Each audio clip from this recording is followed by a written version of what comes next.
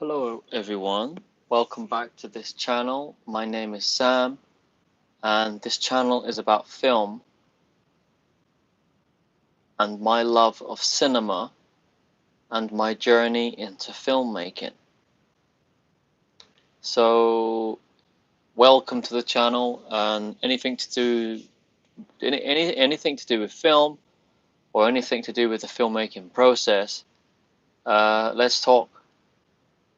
Sometimes I have a topic in mind, and but today I don't seem to have one, but I'll see what the comments is like, see what the energy of the comment section will be like. But as I say, sometimes I have a topic in mind, but if not, it's just a place here. But if not, it's just a place to meet whoever jumps into the live stream, just to get some energy flowing, to talk about film and the filmmaking process, and just share my journey with that, and obviously or hopefully make to create some connections. So thank you.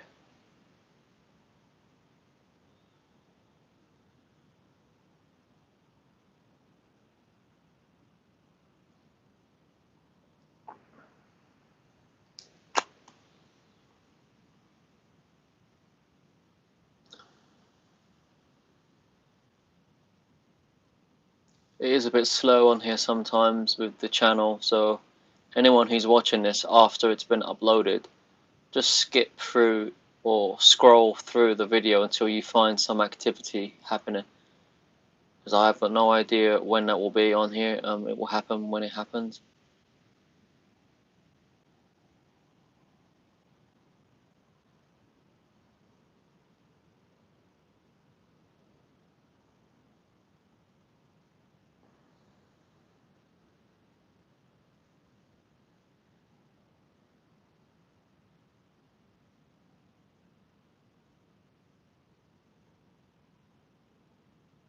I think one of the topics I might talk about today actually is about not listening to critics. Don't worry about critics. Just make the film that you want to make. Stay true to the vision. Screw the critics. Don't worry about them, because that doesn't. A critic, whatever they say, it's not a fact. It's just their opinion, Because a lot of people tend to pay attention to a lot about what's going on around them, a lot of drama and a lot of gossip. Or the critics, that are waiting there, hiding in the shadows. I think you should just pretend that they don't exist, and just focus on your own vision. We can speak more about that shortly.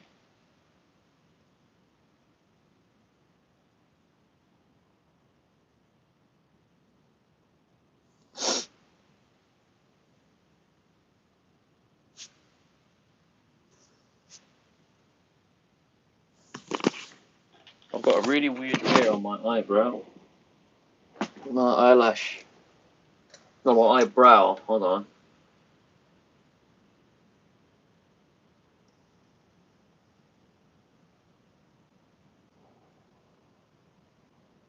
Quite a big one. It was a white one. Well, a grey one. Anyway, I've took care of that.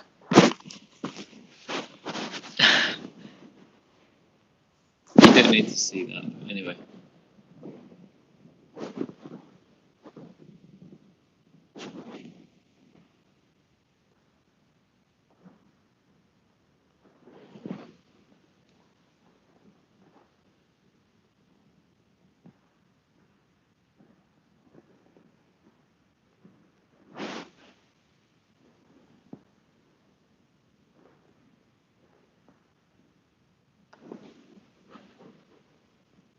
Hello, everyone.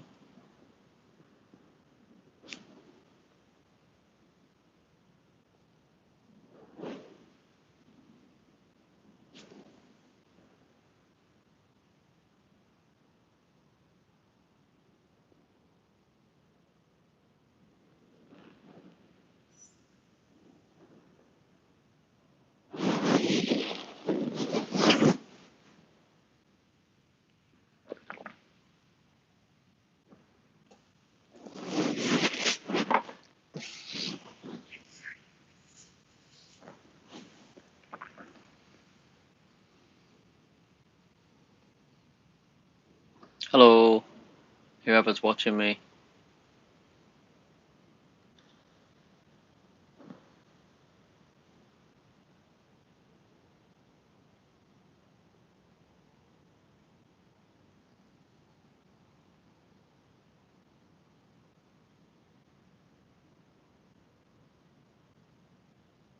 Yeah, don't pay attention to the critics. Don't pay attention to what anyone has to say. Ultimately, because a critic, it doesn't have to be a professional one or someone who's got an established sort of platform or whatever. It could be anyone. It could be friends or family. It could be someone within the film industry. It could be a stranger that you meet out on the street somewhere. It doesn't matter who it is. It's just their opinion. It's not a fact. You know, they can't see the vision. They can't feel the vision that you see. You know, so my sort of opinion on that, humbly, and I say this humbly, in a humble way, is screw what critics would say or anyone who gives you criticism, because they can't see the scope of what your vision has. You know, they can't see how the effect it will have. You know, if you're making something with love, then the people in time, people will feel that. You know, they'll see it. I'm not trying to be negative. This is positive. You know, I'm just saying that don't listen to the critics. If it's constructive criticism, right? If someone offers you a suggestion, and it could be like an actor on a set, on a film set, you know, they might say to the director, well, how about if I do it this way? What if I try this? I mean, ultimately, you want to get them to do what you want first, and then say to them, yeah, okay, you try that as well. Let's try that, because maybe the actor, it's not that they can see something that you can't, but maybe the way that they want to deliver the line or deliver the performance, you know, is maybe suits, maybe it serves the scene in a better, in a different way that the director didn't see. You know, not when I say didn't see, it's just something that he didn't see it, but not because he can't see things. You know, it's just because the actor who's being the character. You know, because at the end of the day, right, an actor, you shouldn't get an actor to pretend to be an actor or to think like the character. You need them to be the character. What does this stream about? What is this stream about? Hello, Michael. Hello, everyone. Welcome to my channel. This channel is about filmmaking. So basically, it's about my love of film. Oh, excuse me. Excuse me. That was bad timing, wasn't it?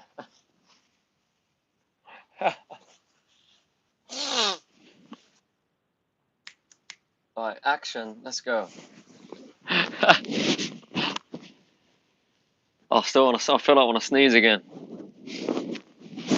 Sorry.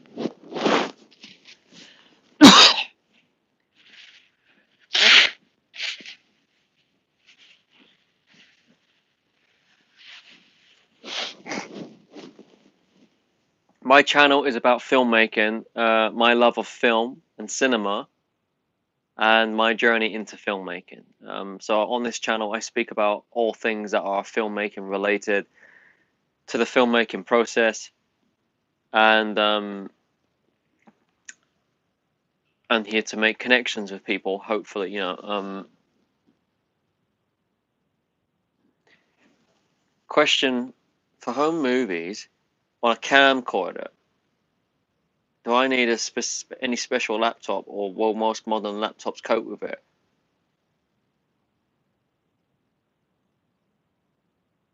Mm, for editing.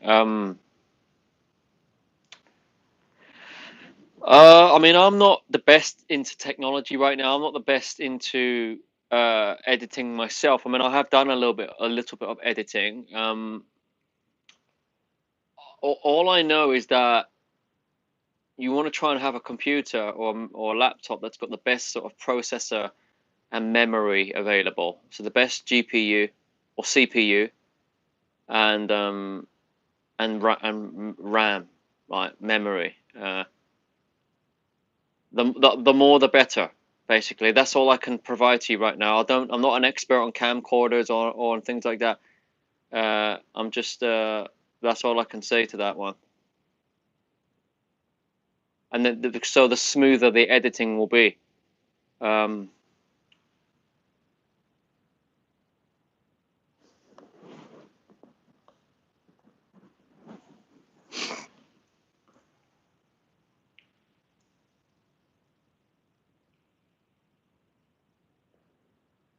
because I don't know what camcorder you've got. I don't know what computer you've got. I don't know these things, but that's not what this channel's about. I mean, I'll speak about editing. Yeah, yeah. I mean, it's yeah. But I'm not a technician. I'm not a computer technician. So there are some basic things that I know, um, based on my level of editing experience. You need a good processor, the best that you can put in the computer or Mac or computer, or the best RAM memory. See, I got a MacBook, so I bought it with the best specs on it, the best specifications, the best of what it had at the time, the biggest RAM and the biggest, best processor. Just thought I'd ask. I'm a horrible troll. I'm a horrible troll, but I have SD cards with stuff on them. I keep saying I'll edit clips into individual movies. Yeah, I mean, if you've got a modern laptop, it will handle it. It will handle it. If you're just using the one editing program to edit some home movies together on, yeah, I mean, your laptop, if it's modern enough, I mean, how old is your laptop or computer? Um, it will handle it. It's going to handle it. It depends if you're using it. If you're uploading high size files, 4K footage, or do you know what I mean? Then you're going to need a much more faster processor. You're going to need a much more faster, more memory. I don't have one. I need to buy one. I'm not paying more than 2K for a lap, 2 grand. But I paid £1,400 for my laptop around July of 2024. I bought the modern MacBook at the time. It was the M4 processor chip, or I think it's an M4, which is for an Apple Mac. Um, yeah, it's a lot. You just said, but I'm not paying 2K. Yeah, because I wanted to get the best laptop that I could. It's a MacBook. They're different from Windows computers. They've got a high resolution screen. There's all these other things that I liked about the MacBook experience that I wanted, and plus all that other stuff happened to be part of it, like the faster memory, the hard drive capacity, the memory, the chip inside the.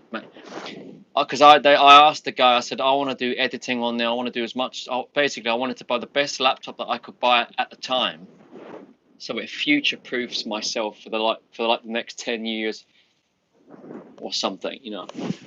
So £1,400 for the laptop spread over the cost of 10 years. That's £140 a year. I then divided that per month, divide that by 12.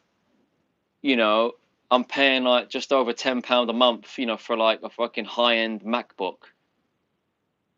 £10, like which is like, I don't know, $13, $14 or whatever for a month. For 4 weeks of of of luxury of using a MacBook. You know what I mean? That's how I work it out, because I asked the guy in the shop about MacBooks when I was buying the laptop. I didn't buy it offline. I didn't buy it offline. I went to an actual electronics shop, where they sell, washing machines and televisions and, electrical equipment, computers and technology and that. We took some time going around the building, and then I said to him, I want to get a MacBook, and I want that one because I've never had a MacBook before. I went to Curry's, yeah. I live in the UK, yeah, as you can tell, yeah. So you must be from the UK as well. I went to Curry's, and we was in there for a couple of hours, and the guy showed me the MacBook. He ran through it with me, and I knew a little bit about computers anyway because I used to build computers years ago, right? But a lot has changed since I was building computers. I don't remember half the shit that what goes into a computer, right? But roughly, I do know what it takes to build a computer. But all the specs and all the new parts that you can get, I've got no idea what these parts are, and I don't have any. I'm not up to date with the modern. So I always wanted a MacBook because every time I've had a laptop over the years, I just got ruined some way or another, physically or software. It just got ruined. It was mainly the software. Always used to get, you know, I used to get viruses and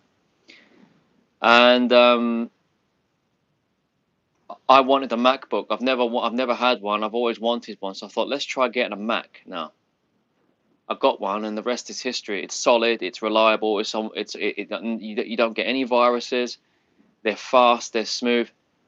Um, they're a different operating system. Where I already had an iPhone anyway, I compare my iPhone up to my MacBook. There's all this other stuff with it, and on top of it, it's got a great resolution screen. It's got, like almost like a 3K resolution screen. I think it's 2.8K resolution. It's high def. It's on. The sound's great. The look of it's great. The feel of the software is great. Like the iOS, the Apple software. The playback of files is great. The editing of me editing a movie. So I edited like a little film the other day, like a YouTube video, and where before on another laptop it would have took me like the best part of an hour or so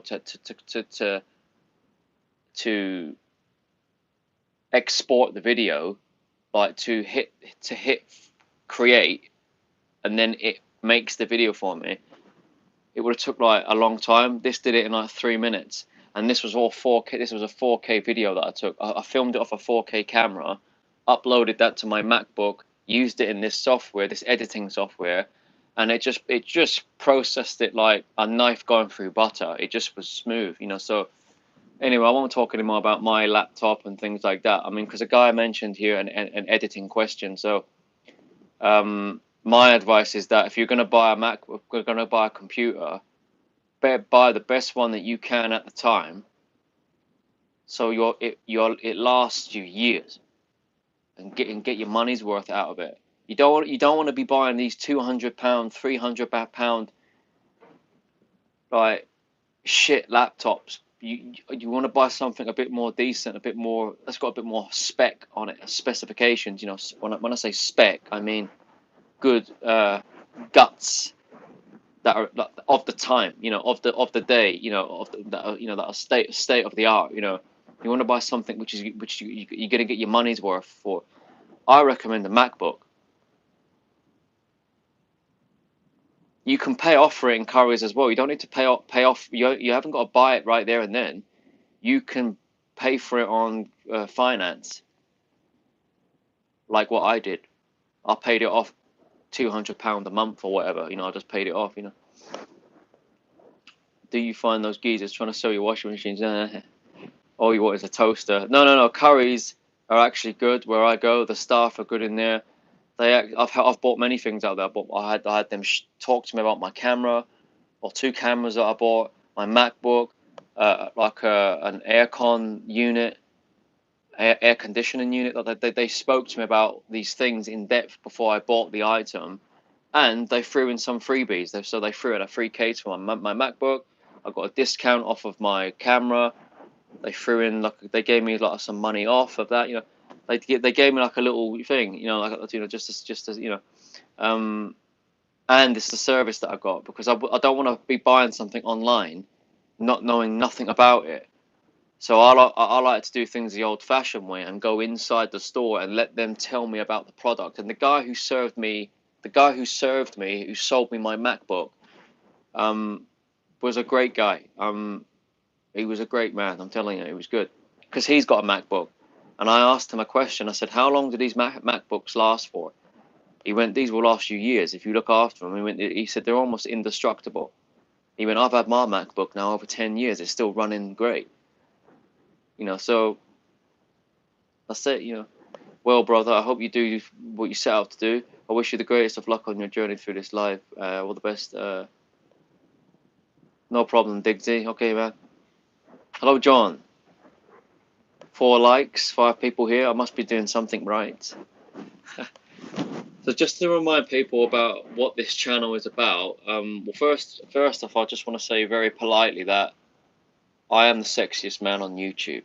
So, okay, that's just for the ladies out there. And, nah, I'm only joking about there. I'm only joking. I'm kidding. Okay. Right, let's scrap that. My name is Sam, and this channel is about filmmaking, okay? My love of film and cinema, and my journey into filmmaking. So, which I'm nervous about, but the heart wants what the heart wants, I think if something didn't make you feel a little bit nervous, then you probably don't believe in it enough. You don't really want it enough. You don't love it.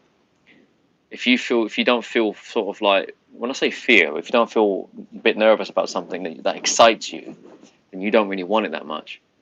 If you feel something that you can't stop thinking about, but at the same time it makes you feel nervous, but in a good way, that's the thing that you should go after. So, but yeah, so this channel is about my love of film and cinema, my journey into filmmaking, and it's a place for me to connect with to potentially other people that are interested in filmmaking, the filmmaking process, from the idea that you have in your mind, to the created vision, anything in between that, anything to do with the filmmaking process. Let's talk about that. All right, John, no problem. Favorite film of 2025? Well, I didn't watch any films of 2025, not modern films. Not. I didn't go to the. I went to the theaters to see some films, but they were films that came out years ago. Like my favorite film is Interstellar, which is a big part of this channel. Why I've made this channel. Well, with my love of filmmaking, but that was at IMAX, and I've made a video about IMAX on my video section. I'm talking about the Odyssey and IMAX. You'll understand what that video is if you watch it. And I went and saw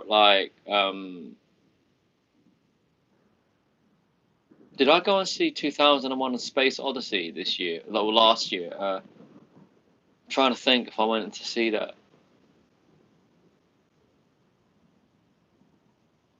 I can't remember. It might have been last year or the end of 2024. But in 2025, I went to see Interstellar twice, IMAX. I didn't go anywhere else to. But if you're asking me about favorite film in general, whether I saw it at home or in the theater, I didn't see a new one that came out in 2025. The only thing that I watched last year that was new was television. It was Fallout, the second season of Fallout, which is still ongoing now. Like they premiered the first episode in December, whenever it was, December 16th or 17th. So we're waiting for the 4th episode now, I believe, which is so it's still ongoing. If that counts as favorite film or production of 2025, then it will have to be that. It would have to be Fallout, the television show by Amazon Prime. Fallout, which is amazing. I love it. I'm a Fallout fan. I love the game Fallout. As you can tell, I'm a huge Fallout man. That's a phone holder. So if anyone's not watched Fallout yet, the TV show, you're gonna love it. if you like the game. But anyone who's played the game, I can guarantee you on this, has watched the TV show. They're watching it. Because word and mouth spreads fast with things like this, and it's amazing. Every episode feels like you're watching a movie. It's interesting I mentioned Interstellar just then, because the guy who wrote Fallout, the show, or was the main producer on it, was Jonathan Nolan, Christopher Nolan's brother. He was the one who took the idea to Amazon with permission from Bethesda Games. He went to Amazon with the head of Bethesda. I think his name's Todd Howard. He went to Amazon and said, "We want to make a Fallout TV show, an adaptation. I want to produce it. Do you want to pay for it? And we'll start filming." And they said yes. And Jonathan Nolan, in my opinion, is one of the best writers in Hollywood right now, or in the film industry. I don't like really saying the word Hollywood anymore, but the film industry, television industry. He's wrote some amazing shows. He wrote Westworld. He wrote Person of Interest. He wrote the Dark Knight trilogy with his brother. He wrote the screenplay for the Batman Begins, the Dark Knight Rises, Interstellar,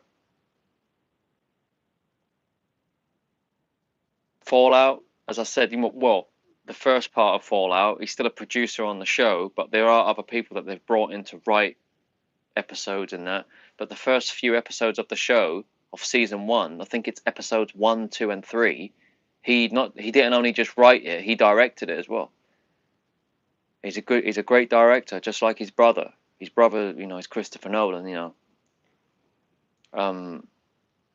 They're both creative. They understand storytelling. So I love Jonathan Nolan and I love Chris. They're both great guys. We're very lucky to have people like this in the world right now. Because someone asked me the question there, what's your favorite film of 2025? I didn't watch any modern films last year because there's nothing that I wanted to see because it was so bad. The films last year anyway. This year's going to be different. We've got some good films coming out this year. We've got The Odyssey, July 17th, I think it is. IMAX, Christopher Nolan. So that I'll definitely be going to that. And we'll see what else comes up in theaters. Until that time, there's been a bit of a dip in the film industry the last few years, but I'm optimistic, and I'd like to think it's gonna become a lot more healthier, because and it will. I think cinema will be. It's going to get a lot better. I know people are interested in that new Avengers movie that comes out later this year. I'm not into them movies. I like, if you are, then that's fine. That's great. To me, it's all the same stuff. I'm not really interested in it. I'm more interested in seeing something new, like the Odyssey. Something which is going to get. These comic book movies are a bit. They're sort of. I like some of them. But like Martin Scorsese, the filmmaker, someone asked him, "What do you think about these Marvel movies that have been coming out?" He said, "It's not real cinema. It's not," and I agree with him. It's not real cinema. It's not true storytelling and filmmaking. It's just right. It's some of it is not bad. I like Zack Snyder, what he did with the Justice League, like his version of Justice League. I like where he was going with it because he tried to tell something different. He tried to tell a story. But with the Marvel movies, to me, they're and I've got no disrespect to the actors or actresses involved. It's a job. They're earning money. But it's not like Oscar-winning performances that they're giving in these films. They're not some of them are good. I'm not gonna lie, some of them were. I really liked the films that came out years ago in the comic book films, like X-Men: Days of Future Past. I thought that was amazing. The first two X-Men films, you know, X-Men 1, X-Men 2, Days of Future Past, all directed by the same filmmaker, by the way, Brian Singer. He directed their movies. But then, you know, the studio systems get involved, and they just they start watering things down and start, you know, pumping it out like on mass production. And it just starts to become hollow. You know, you just don't care anymore about it. I think that's what Martin Scorsese was referring to when he said it's not true cinema. True cinema is actually like trying to tell a fresh story, you know, and tell something that's not, you know, we don't want to see any more of these comic book films. You know what I mean? It's like, I think we've had enough now. I think if it should be done, it should be done right. Like, for example, we're all waiting for Zack Snyder to come back. If anyone knows about this through the grapevine, and most likely he's going to be coming back because of the sale of Warner Brothers to Netflix. And Netflix are friends with Zack Snyder, so if they own the rights to Batman, Superman, and the DC comics and everything else, they're gonna give Zack another chance. You know, it's obvious. So that I'll be interested to see. Um, put it this way as well, like this, I don't think this is going to happen because he said that he doesn't want to make any more. But if Christian Bale came back as Batman for one more movie, so it'd be the Dark Knight 4. It'd be the fourth Dark Knight movie. But he's already said, Christian Bale, he'd only come back on one condition: if Christopher Nolan was directing, which I totally agree with him. It's got to be him. It's got to be him. If that was announced that they're going to do another Dark Knight movie, even though Christian Bale has aged since then, it doesn't matter. I think the internet would explode if they announced that he's coming back because everyone would go and see it. Instant. Automatically they've got $1 billion box office, at least. At least. I reckon it might get to 2 billion. I think it might even do double figures, you know, 2. The Dark Knight made like 1.3 or something $billion or whatever it was back then in 2008, you know. I was just saying it, everyone, that if Christopher Nolan announced that he's coming back to do another Batman movie, one more or two more, depends on what it is, the internet would explode, because people are invested, because he knows how to tell a story, and he cares about the public. He cares about what he makes. He's not just doing it for money. He cares about what he's making. So no, like, if anyone here likes their Marvel movies and all that sort of stuff, I mean, good for you. You know, I'm not here to like crush your dreams or anything like that. It's just I understand when people like Martin Scorsese say that Marvel movies, it's not true cinema. It's not. I agree with him. If you look at it closely, it's not. It's just they're just it's not true cinema. So um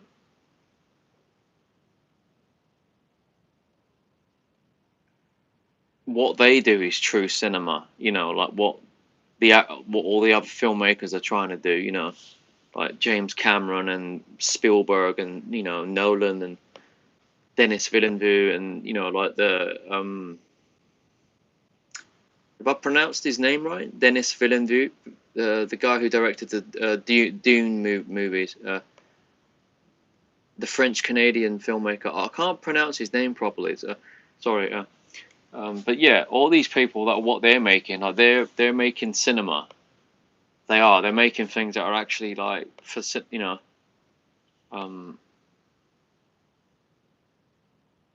I know what Martin Scorsese was saying. Like I understand what he means. It's not original cinema. That's what he meant. It's things that are being played in the cinema that are made for cinema. They've made it for cinema, like the Marvel studios. They're making these movies, you know, but it's not true or original cinema. That's what Martin Scorsese is saying. Yeah, so I agree with Martin on that. But anyway, I'll stop talking about that because it makes it look like I'm really bothered by it. But I like true cinema, so originality and things, you know. So we're gonna get that this year with the Odyssey and whatever else is coming out. I don't know. For 2025, I would recommend Sinners. Oh yeah, so Sinners. Yeah, they'll play that at the IMAX again. I didn't go when they released it. I just didn't want to. But I've heard nothing but good things about it, and I'm an IMAX. I love IMAX, so I care about IMAX. So I'll go if they play it again. I actually want to go and see a 2001 A Space Odyssey IMAX presentation where they actually brought in Christopher Nolan to help with the restoration, 50-year restoration, to restore Stanley Kubrick's 2001, and they made an IMAX version of it, an IMAX version. So I think if they played it recently at the IMAX where I go, and I didn't go. Now I wish I would have gone, and I am gonna go. They'll play it again. And yeah, I'll go and see Sinners maybe.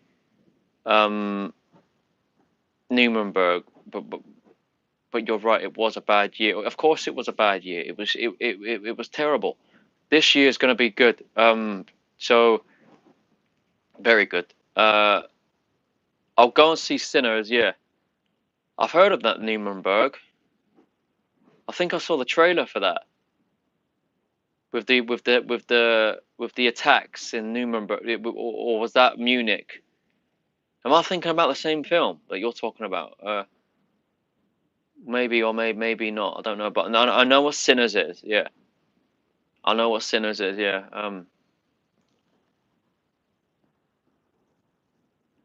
Was that last year? Sinners, was that last year? Because I thought it was the year before that. I thought Sinners was 2024.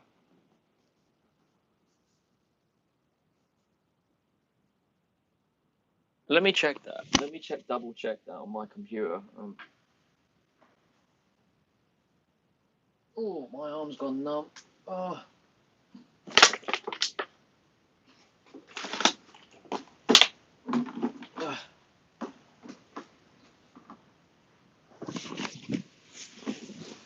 Let's get my computer out.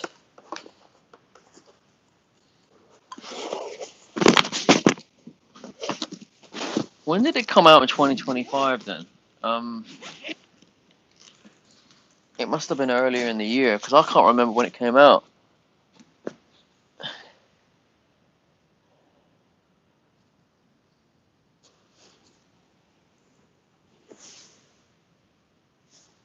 Hello. Yeah.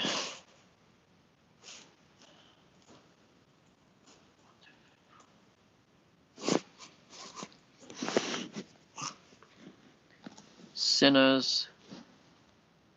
Oh, it was 2025. April 18th of April. Right, yeah, so it came out in the earlier part of yeah, it was last year. Yeah. Oh yeah. Yes, it was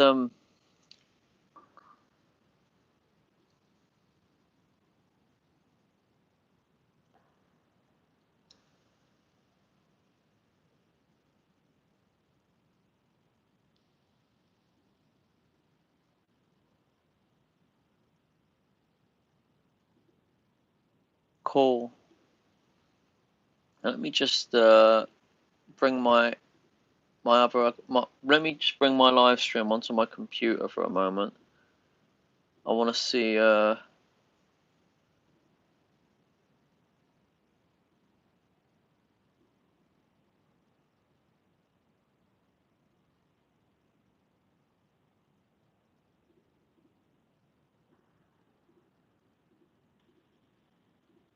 1 second, people. Just give me a moment. Nuremberg, yeah.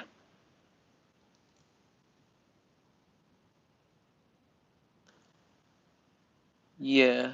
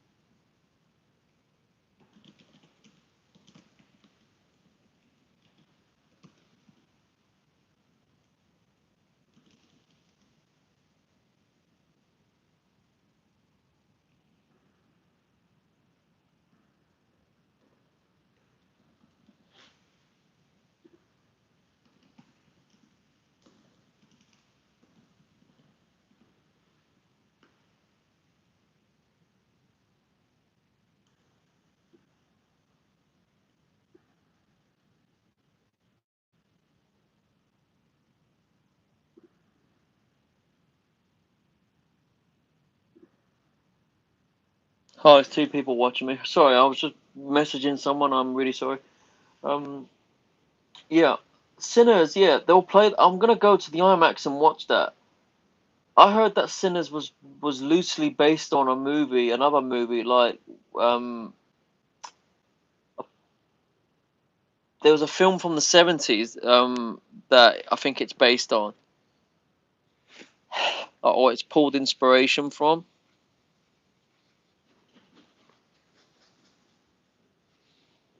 I can't remember what that film is called. I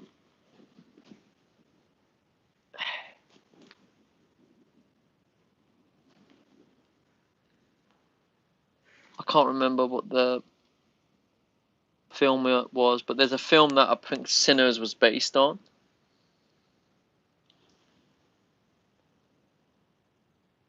I can't think of the name of the film. Was Sinners based on a older movie? Night of the Living Dead, yeah. That's what I heard someone say it was based on Night of the Living Dead. It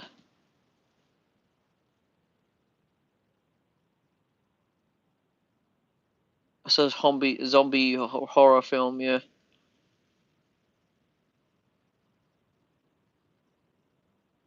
Night of the Living Dead, From Dusk Till Dawn, uh, with Coogler sighting is a key influence.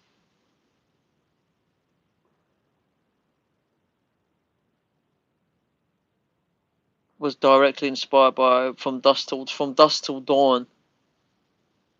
Yeah, so everyone's saying here that Sinners took inspiration from Dusk Till Dawn. Um, but that's fine. There's nothing to take inspiration from something. Uh,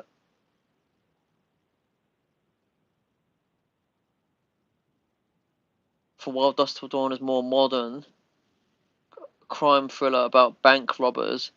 Sinners is set in 1930s Mississippi and delves into racial violence and black folklore.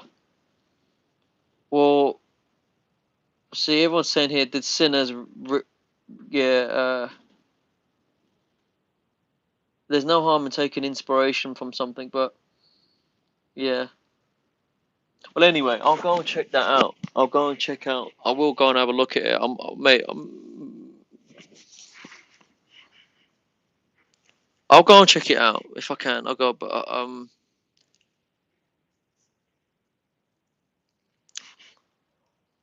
hello everyone. Welcome to my channel.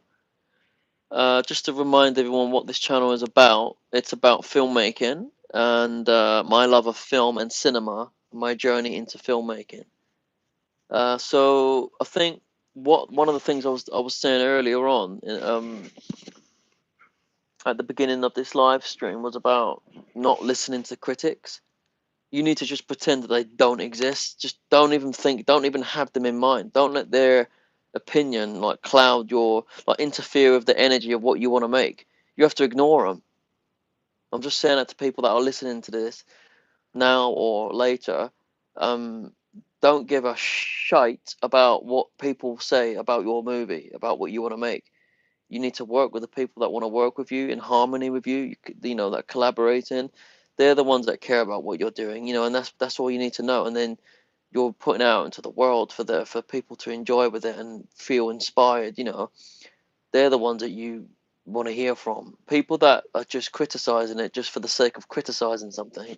You need to like fucking forget about these people. And I don't usually swear on this channel because it is a professional channel and I'm going to keep it that way, but that was an exception. Yeah, you need to ignore these people and just put your love and heart into what you want to make. Just to like, you're just doing what you want to make. You know what I mean? And you're staying true to it. You can't be waiting around to get the whole world to like what you're making because let's face it, that's never going to happen.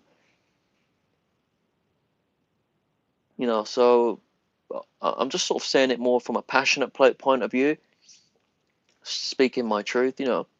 Pay no attention to critics. They've got nothing to do with the filmmaking process. So don't make them involved in it. It's only if you let it. They've got nothing to do with it. They've got nothing to do with the filmmaking process, and they never did. In truth, they've got nothing to do with it. They're just this they're just this other separate thing that's got nothing to do. Well, they're not separate. When I say separate, it's, I mean, you don't need to give your energy to it. Basically, if it's got nothing to do with the energy of the vision that you're trying to make, and it hasn't, has it? So don't let it. You know, don't listen. Don't pay attention to critics. You know, because if you do that, you're never going to make the movie. You're never going to make the film that you want to make. You're never going to make that vision that you want to make. Do not listen to critics. Constructive criticism or someone asking for opinion or suggestion, like on a film set, from an actor, from a producer, from a lighting crew, from sound technicians, whoever it is. I'm talking from the point of view of a director, being a filmmaker, a director who's working with people. If people come up to you, even though you might know what you've got in your heart and your mind, and you're sticking to that, you're not wavering, you're not moving from that. You're aiming for that, and you're going to aim for it as close as you can, if not exactly how it is. Along the way to getting there, you might be faced with roadblocks. You are going to have challenges. You are going to have curveballs that come out of nowhere. Guillermo del Toro spoke about this on even him as a filmmaker, and he's right. He said, you might know in your mind that you've planned the following day, you've got everything down to a T, but 50 curveballs come out of nowhere. The sun is moving, not the sun, not the sun. The light is changing. An actor twists his ankle. The car crashes, like the stunt car that you're driving with the actors in. Something happens to there's a medical emergency. You know what I mean? Things that come out of nowhere, and you've got to be so resilient to deal with it, and make it work. Still, he said you got to use what you can on the day, even if there's a setback, but still turn around the day's events into something positive and make it work, right? So you're gonna get things come out of nowhere. It's gonna happen. It's gonna happen. Everything's gonna seem to go wrong all the time, right? But you use what you can and you make it work towards where your vision is, right? If there's people giving you opinions or suggestions or whatever, use all that and feed it into the process. And if someone can give you an opinion or suggestion on the set, and you might use it or not use it. You might say no, thank you, but you might take the next suggestion that they give you and say, actually, we could use that, and let's try that. you know so that's collaboration. But you still got to speak your truth. You're the director. You're the one who's in charge of directing a team of people. Ultimately the final say is with you, right? But you want to work with these people and you need them to be comfortable with you, so they give you what you want, and they get what they want from you, and you get what you want from them. So you both feel comfortable with each other. So it's going to be more relaxed, it's going to be more focused. You're going to get on screen, on film, what you want more, right? As the opposite to that would be if you're not in harmony with these people and you're fighting and arguing, and you don't want that. You need to be in harmony, right? But yeah, I'm not against taking criticism or taking an advice or suggestion. That's different. When I said don't pay attention to critics, I'm talking about the so-called film journalists, the film critics on these platforms, these websites, these newspapers, these people. You need to ignore that these people exist. Because do you understand what I mean by that? Like, you have to just, because they've got nothing to do with your vision. They've got nothing to do with the filmmaking process. They're just people out in the world that just sit there on their arse all day, just voicing off their opinions for the sake of being, of criticizing. I mean, it's their opinion. It's not a fact. Some opinions they might voice out might have some. You might agree with it, but at the end of the day, an opinion is an opinion. Or criticism is, to me, is the same as an opinion. A criticism, because you're not criticizing yourself, are you? So why should you let other people? Why should you listen to? Why should you let? Why would you let someone walk into your life and criticize you, to the point where it affects you from doing what you're doing? So basically, what I'm saying is that people that want to get into this industry or make or tell stories, like to be an artist, the world's going to criticize you. It's going to happen, but you have to pay no attention to that. You have to really have some self love and self worth and tolerance to like differentiate between the vision and the opinions of others. Hopefully, you're doing it with all the best love that you can and all the best that goes into it to inspire people, to entertain. You are going to get people on the side that are going to criticize you. You're not doing it to please them. You're doing it for the people that resonate with what you've made. Because that's why you made it, because you loved it. You loved the idea, so other people will love the idea as a viewer, as a watcher. You know, as an observer, as an audience member. So you shouldn't pay. So basically, going into a production or whatever, people tend to like look at what's going on in the world. They look at the news. They look at the critics. They look at. You need to like not look at any of that stuff if you want to be focused and be successful. I'm just giving this to advice to people, because all the greatest filmmakers that I know about, they do not watch the news. They do not listen to critics. They don't get involved with anything they say. They're basically like ignoring them. Good. Because they're not the real audience. They're not the real critics anyway. The real critics are the audiences of the future 30 years down the line. If they're still raving about your film and going mad over it and going crazy and loving it and soaking it all up 30 years down the line, they're the real critics. It's never the audiences of the day as such, it's the audiences of the future. Now, I've took that quote from Frank Darabont. Frank Darabont said that. He's a filmmaker. Just to give you an idea who Frank Darabont is, I'll tell you what he's made. He directed and wrote Shawshank Redemption, The Green Mile, as well. He directed and wrote the first two seasons of The Walking Dead TV show, if I'm right in saying. I think he's recently done something with Stranger Things TV show. He came in and directed a few episodes of that. I don't know if he wrote it, but I know he had some sort of collaboration there with Stranger Things, which I've not watched yet. I've not watched anything to do with Stranger Things, but any sort of weird, sort of supernatural monster type stuff, or any sort of stuff that's got Frank Darabont's name written all over it. So I know why he likes that sort of stuff. He's a great filmmaker. Um, um, Yeah, he said it's the audiences of the future, not the audiences of the day. Sometimes on the day, you are you have got a lot of people loving praising what you've made. You have. That's great. But really, it's about the audiences of the future. That's what matters. It's not based on the day, based on the world, the energy of the world of that day. It's not, it's people that will see it later on who've not got a biased opinion. So it's like the newborn generation that 20 years after the film comes out who have not been caught up in all the drama of the world that particular weekend, that particular month or year. You understand? They're just they're it's like they're late to the show. They're a latecomer, but then at the same time they're right on time, if that makes sense, because they're not pulled into all the drama on the politics of the day. They're seeing it with fresh eyes 20 years after it came out, just as it is, just a film as it is, objectively, as the movie, as the film. They're not caught up in all the BS that was around at the time. So you need to go in and see something as the film, and not,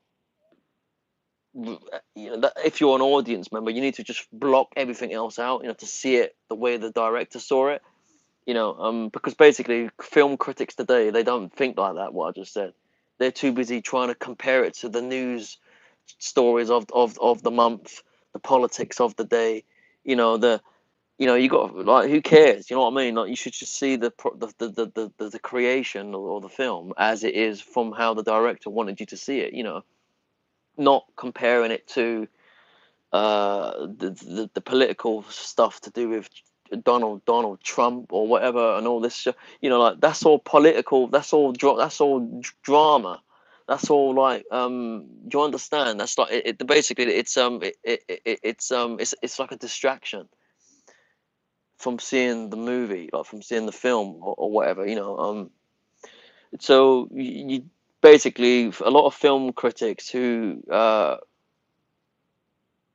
you know, their opinion is rooted in loads of other useless information that stops them from seeing the movie the way the director had it in mind. That's what I'm trying to say. I mean, it's mainly that, or if it's not that, it's just that they just don't understand the movie and they don't like it. Well, someone not understanding a movie doesn't make it a bad movie, and you know, who, what, why should you listen to them criticize it just because they don't understand it? Why engage in that conversation and give energy to what they're saying? Because then when because it's like it's a misunderstanding really that's happened. It's more about misguiding public. It's misguiding people. Why would you then engage with these people and you know it like because you just add into the basically you're not. Do you understand what I'm trying to say here, everyone? Like, you know, it's like it's a mistake to do that. So don't pay attention to what critics say because all you're doing is putting fuel on the bonfire. You're just throwing gas on the fire, so to speak. Gasoline. You know, it's just based on their biased perception. And if you feed into what they're telling you, it's getting further away from experiencing the movie how the filmmaker wanted you to see it. So basically, do not listen to critics. Go and see it for yourself. Make up your own mind, and go in and see it on your own.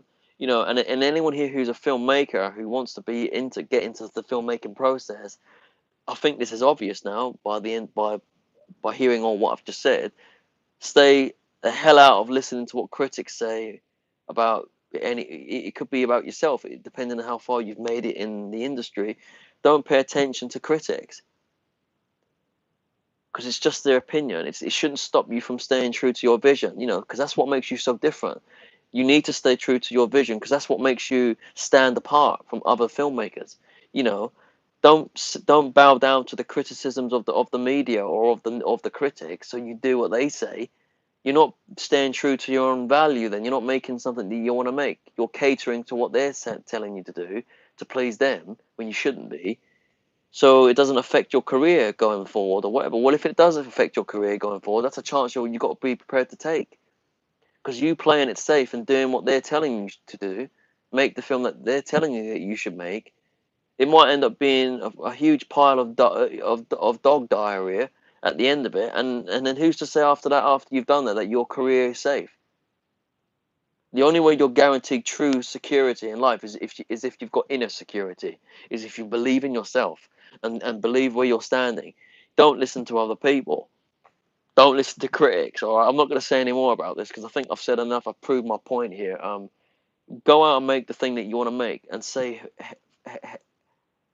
you know, go and say to the critics, go to hell, you know, so to speak. Like, tell them to go to hell, you know. Or, well, you ain't got to say that out loud, but just don't give two shits about what they say because they've got nothing to do with the energy that's in your vision. They've got nothing to do with it. They're just someone who's trying to find all the things that seem to be wrong with it in their mind, and then attack your creation. Are you going to stand by and sit there and swallow all that and take it all in? You don't want to take none of that. You want to absorb all that, and you want to. Are you really going to eat all that up? I mean, I don't think so. I mean, you don't listen to critics. Ignore them. Ignore it, and you'll be fine.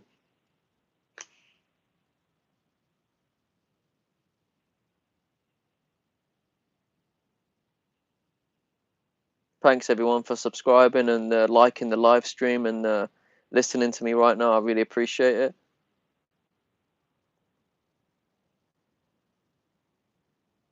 I noticed that when I started, I had 70 subscribers. Now I have 73.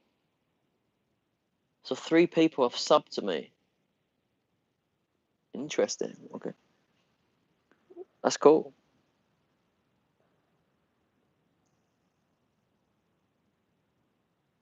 Yeah, if you listen to the voices of other people that are not involved in the creative process, you're just compromising yourself to the opinions of idiots. Ignore them. Ignore them. Don't listen to critics. Listen to your heart.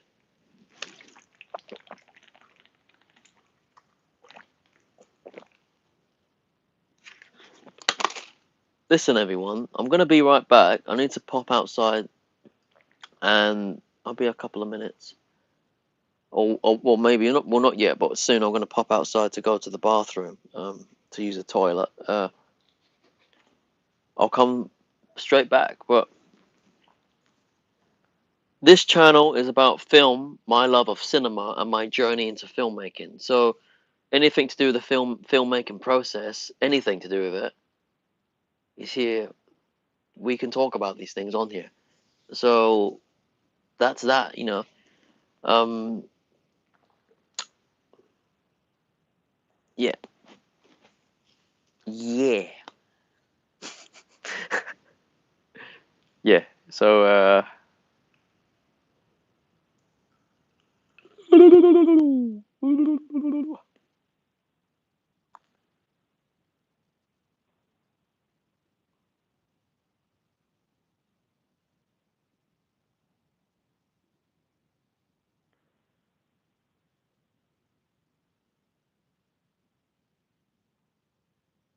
Oh, 5 to 8 p.m. Right, what are we now? It's 6:45.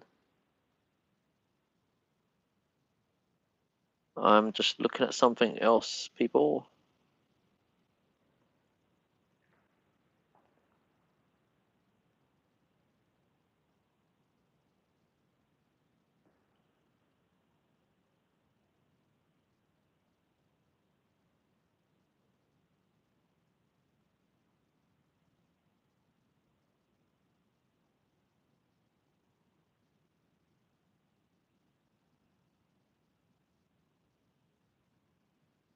Hello.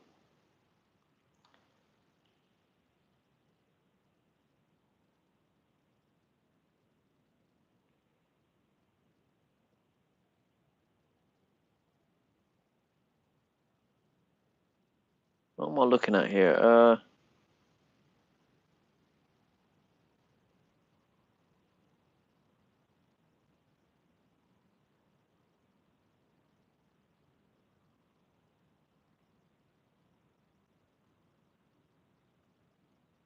If anyone's got a question for me, I mean, please post it below. I mean, don't be afraid to ask.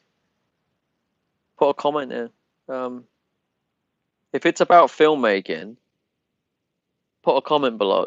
I mean, otherwise, all you're gonna do is just sit here and watch me just in silence until I start speaking again. So, I mean, if you want to engage in the conversation, and so this live stream isn't, you know, uh, not entertaining, or informative or educational or or motivational, then please, like, put in some comments, put in some speak, say what you want.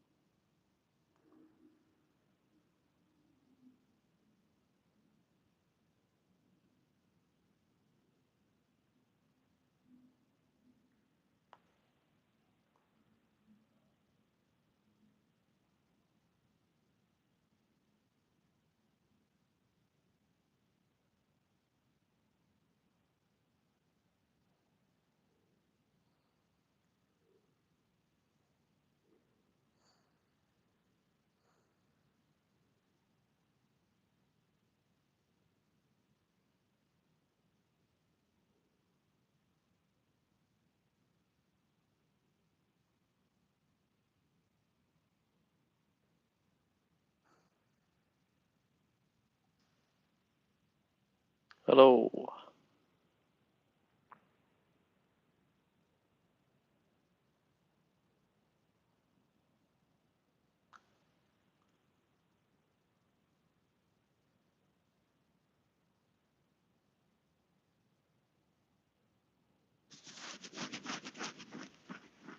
But yeah, someone said there was a comment below saying that 2025, the only film that he recommends was Sinners, which is probably what the average person would say as well. But it was a weird film for a bad year for film, and yeah. This year is going to be a lot better. It already is going to be better. No question about that. Let me see what movies are coming out this year. Actually, I don't want to do that. That's not what this channel's about. This is not a movie reaction channel, or any. So this is a filmmaking channel. Okay, it's about the filmmaking process. So I might mention films on here. I mention my favorite film, or mention films that I have a connection with. But it's about the process of filmmaking. It's about, you know what I mean. I want to keep it specifically on that. As I say, anything to do with the process of filmmaking in any, producing, directing, editing, acting, whatever, anything to do with the process of film or screenwriting. I'm happy to talk. If anyone wants to, uh, uh, I'm gonna go get a cup of coffee or something in a second. Or maybe not. Maybe now's a good time to part ways and say see you later. Maybe it's a good time to say, it was what it was today. I mean, I said what I said. It's on video. I gained a few subscribers. I gained a few likes. What more can I ask for? I'm happy with that. Just the fact that I've put this on a video and people can watch it later is cool.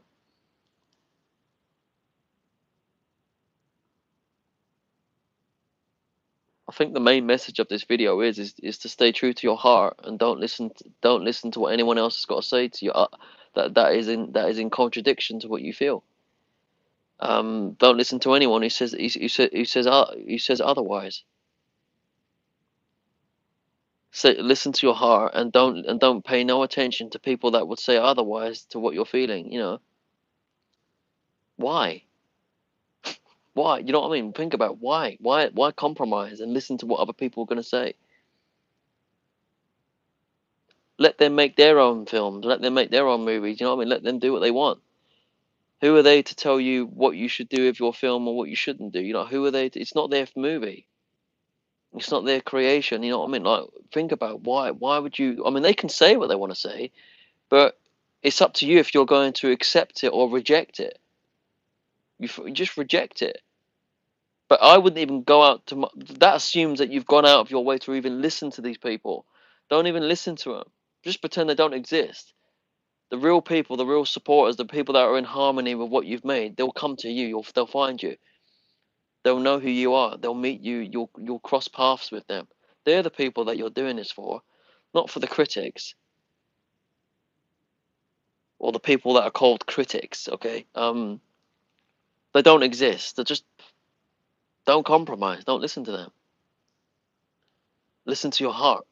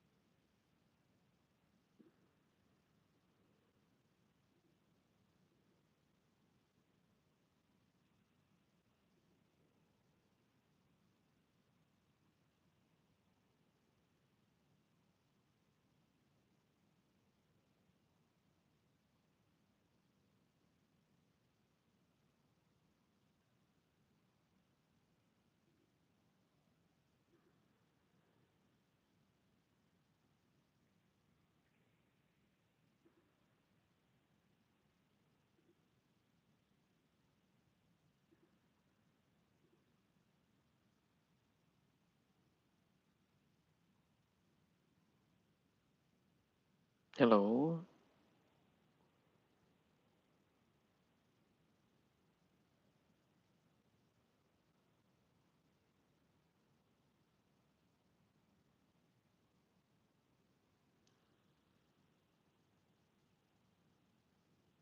I think on this note, I'm probably going to call it a day here. There doesn't seem to be many people here.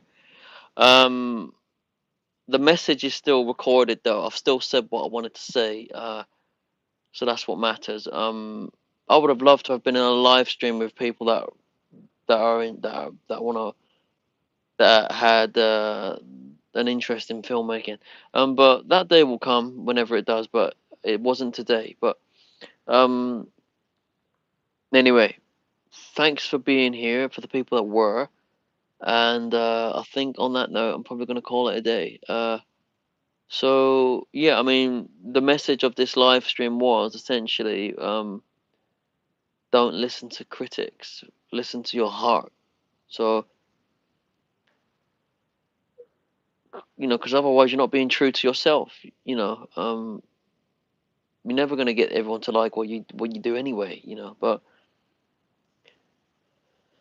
so this channel is about filmmaking and my journey into filmmaking, and yeah, so that's what this channel is about. So sorry if I seem a little bit tired and a bit deflated. It's because I've been on here for like over an hour now. I've been talking, and I need to go and have a break. So thank you, everyone, and I'll see you next time. Check out my videos on my video section. The one that I made recently, the black and white video about IMAX. Check that out. See what you think. Bye.